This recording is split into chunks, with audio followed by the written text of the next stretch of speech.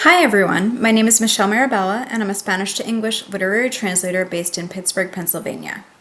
Today I'll be reading from my forthcoming debut book-length translation, The Cracks We Bear by Chilean author Catalina Infante, due out from World Editions this November 2025. I'll be using my advanced review copy as I anxiously await the final print. Catalina is a writer, publisher, and co-owner of Libreria Catalunya in Santiago, Chile, and we have been collaborating as author and translator since early 2020. The Cracks We Bear is a story about new motherhood, but also about daughterhood and grief. The novel breaks with narratives of new motherhood told through rose-colored glasses and uses fiction to draw attention to the process of becoming a mother. Matrescence, a life-altering physical and emotional transition in identity that deserves more attention in medicine and psychology, but also in art. Catalina uses her first novel to position that process at the center of her storytelling, to not only accompany new parents on their journey, but to also lay bare the struggles of this often private transformation for all to see. I will be sharing with you a sneak preview of the novel in my English translation, and the video will close with a reading by Catalina of the opening passage in Spanish. And with that, The Cracks We Bear. The day Antonia was born, just hours before heading to the hospital, I dug desperately through every box in the house in search of my mother's little Santa Teresa medal. Esther was an atheist, but for some reason believed that Santa Teresa was her guardian. The medal was something she'd always put on when she was afraid to face things, and that day, I couldn't find it. I'd most likely lost it when Felipe and I moved into this house, the same house I'd lived in with her when I was a little girl.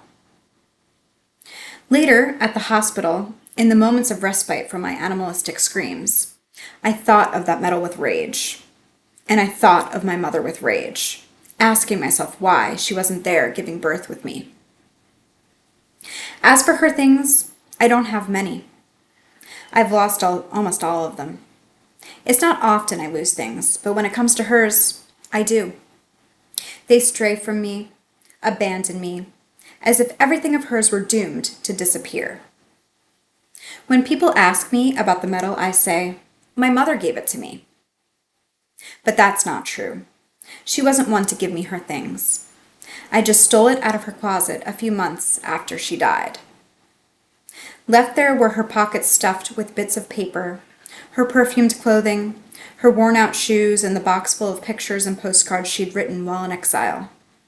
From time to time, I'd open that closet and rummage through it all, tossing the boxes and purses every which way in search of her, just in case she was in there, hidden among the receipts or in her scrawl on a half-written check. During one of those intrusions on her memory, I picked up the medal and put it on. I made a promise to myself that I don't recall in detail, but it had to do with my resolve not to let the pain define me, to have it disappear. And somehow, it did. Over the years, the pain left me, just like her things. When Felipe sees me holding Antonia as I pace around this house, around her room, which is now our room, he asks me, "Do you miss her?" I never know what to say. You don't just miss a mother who dies. It's another emotion, difficult to name. Perhaps there's a word for it in another language, a grouping of letters whose sound can hold such emptiness. We just learn to live like this, half broken, as if an organ has been removed from our bodies, leaving a hole in its place. You feel stalled out, but the body learns to function, and suddenly you find that life feels normal. When I came home from the hospital, without Santa Teresa but with Antonia, that hole grew even darker. What do I know about being a mother? Absolutely nothing. I asked myself that question and so many others as Antonia cried and my delivery wound ached deeply with pain and motherhood hit me blindside. I asked the question of myself, if I miss her, and I still don't know what to say. I place a picture of her on my nightstand to anchor her in my mind, fearing that one day I'll wake up and the memory of her will have faded. I look at that picture when I want to remember what it was like to have a mother, for there to be someone in this world who holds you so completely. But when I look at her, I'm reminded that such unconditional support isn't real. It never truly existed. That's what we believe when we're little girls, that it must be absolute. But we mothers know that's not true, and we dwell silently in that distance. I think of how terrifying motherhood is. It was never like they told us it would be. The world tells itself one story, and only we mothers know the other.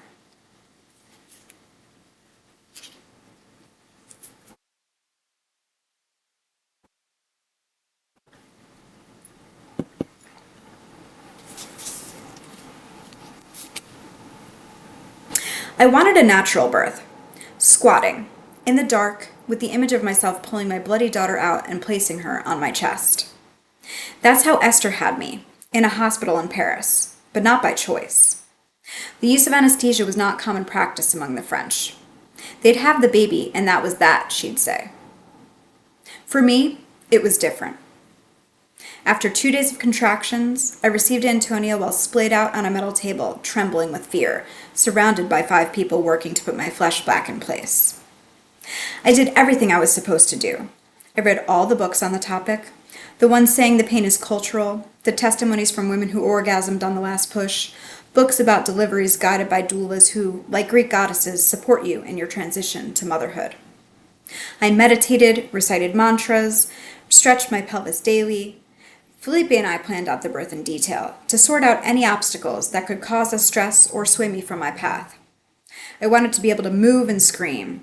I wanted a limited number of people and limited words so that my oxytocin would fill everything with strength, and all those other things we were promised in classes.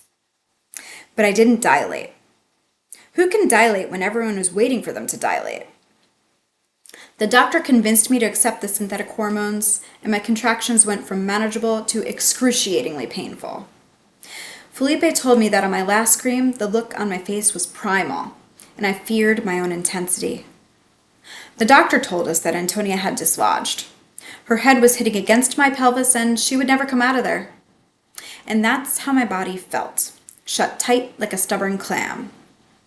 At midnight, after 2 days of no sleep, the anesthesiologist switched on the lights in the room as if to say, "Show's over," and injected me with a gigantic needle. They took Felipe to don the green-colored scrubs and laid me out on a table that resembled 2 outstretched arms. I threw mine open. "Please," I yelled, "don't tie me down." No one had any intention of doing so. But just having the restraints there, close to my arms, made a menace of that place. "Why am I trembling?" I asked the midwife. "It's the anesthesia," she replied. But it was fear.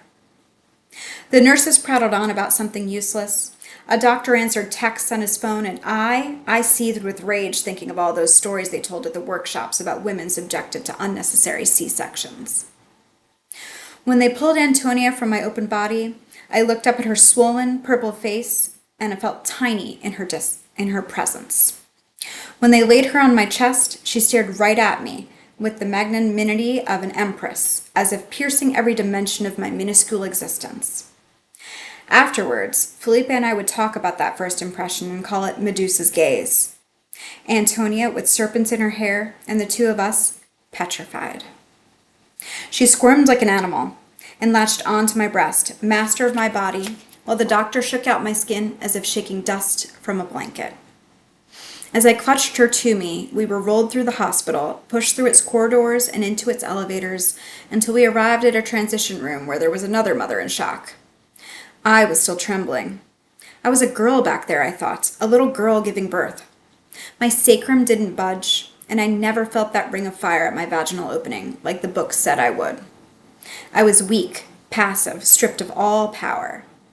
But who am I to judge myself or any mother? Our decisions don't tend to be ours to make. What we control is practically nil.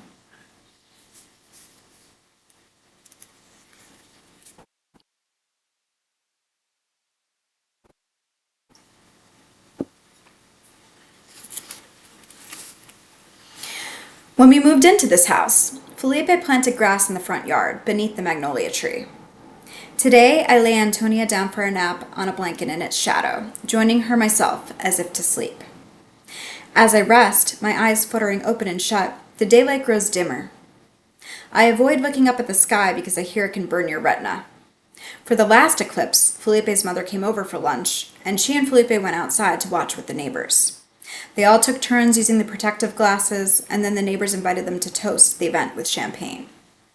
I didn't want to go out. I was 9 months pregnant, holed up in the house, and I didn't want the eclipse to be over me. I was uneasy about exposing my body to any risks, and at the time, it seemed risky to me, because Esther believed they could cause blotches on the baby. But today, I don't have that fear. The eclipse doesn't interest me much, and, in fact, I'd forgotten it was happening. It catches us by surprise as we rest on the freshly replanted grass, plush as a new rug that will probably soon lose its pureness of color, its perfect texture. In a few months' time, the grass will dry out again, starved for light. I know because my mother would also try to keep up with it, receding every winter. I didn't mention that to Felipe, so he wouldn't lose hope. But none of that matters. There's grass here today, and it holds us in that darkening silence. Little moon-shaped shadows appear on the driveway pavers. I don't pay them much mind, but I'll later hear they were thought to be one of the eclipse's most beautiful phenomena. They were just shadows to me. The neighbors take to the streets shouting enthusiastically, and I hide so they don't invite me out. I wrap my arm around Antonia and snuggle up to her, breathing in her sweet little neck. I don't want to watch the eclipse. It makes me sad. I'm overcome by this strange perception of time, a duplicity of the present or a simultaneity of all the presents we've experienced together, Antonia and I, my mother and I, in this house. The light continues growing dimmer, and Antonia rests. It won't go completely dark. Totality will occur in a region further north, and people from the city made a special trip up there to see it. Those seaside resorts must be teeming with people looking up at the sky right now. When it's over, the beaches and restaurants will be overrun, and the narrow roads built for tranquility will be flooded with cars and noise. Here, the light grows soft, like at sunset. Antonia wakes and begins to cry, perhaps out of fear. I understand that jolt of panic when the light begins to fade. Babies and their bodies are sensitive to these changes, the truths that emerge in the darkness.